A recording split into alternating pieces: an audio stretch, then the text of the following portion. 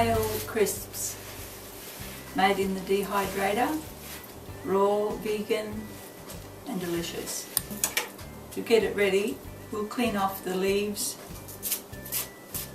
and these will then be kind of torn into bite-sized pieces. The dressing that we use is going to be a nut cheese base, so we make our own fermented nut cheese, and we're going to use, and we have a recipe for that on another video which you can have a look on it on our channel. Now what we're going to add to the nut cheese is some onions. We use about 2 medium-sized onions. We're going to add some dill and some lemon juice and soy sauce. So into our food processor, we're going to start by putting in the onions.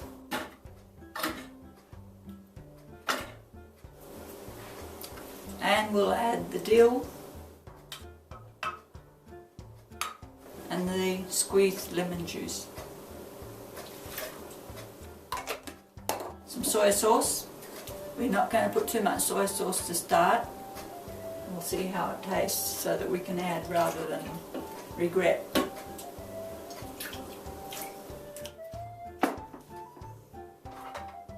So in it goes.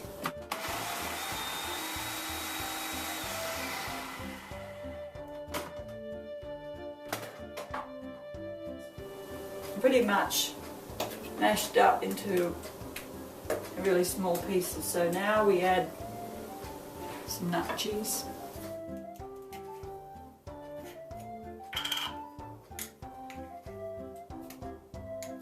This nut cheese is made out of almonds, sunflower seeds.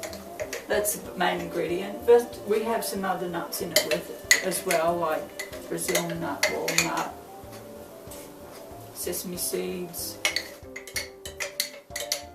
flaxseed. 2 of these.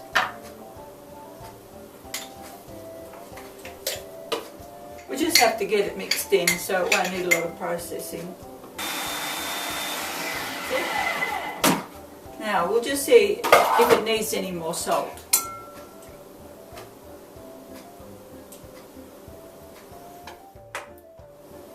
It's quite tangy, maybe I'll put just a fraction of soy sauce. The soy sauce gives it more body, and we prefer soy sauce to salt. Of course, soy sauce is not raw, it's been pasteurised. You can get raw soy sauce, and it's called namashoyu. But if you want to keep it completely raw and you don't want to spend the money on the namashoyu because it's pretty expensive, you can just use some sea salt. Get it ready in our container so that we can dip our pieces of kale into it.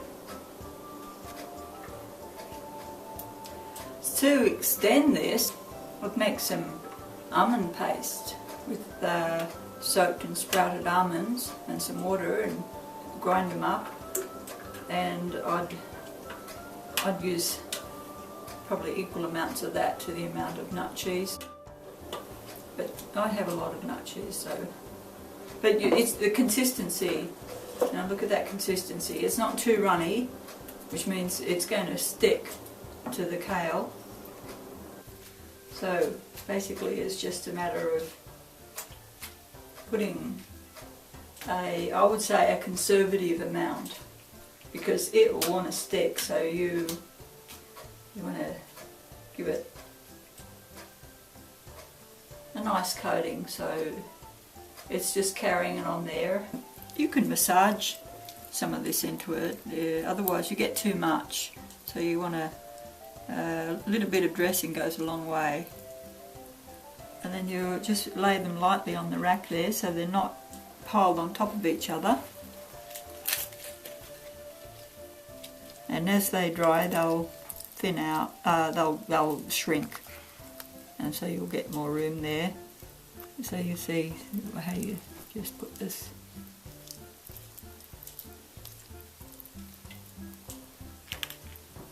It's ready to go into the dryer.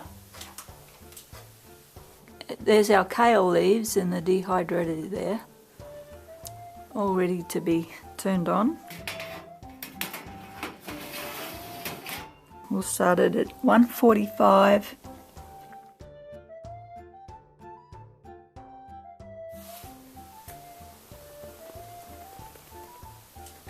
Hi, now we've got the kale chips and we've just been unloading them and just putting them in a glass jar.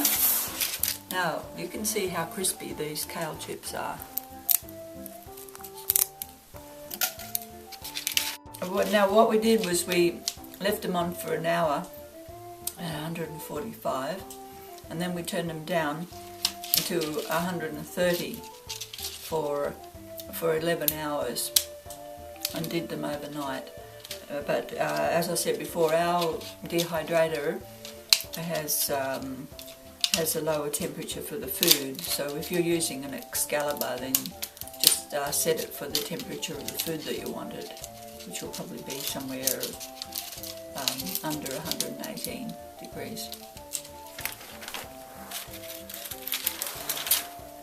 So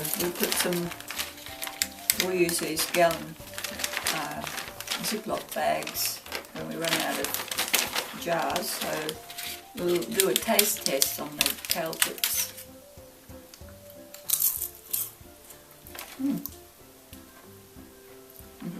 They taste good.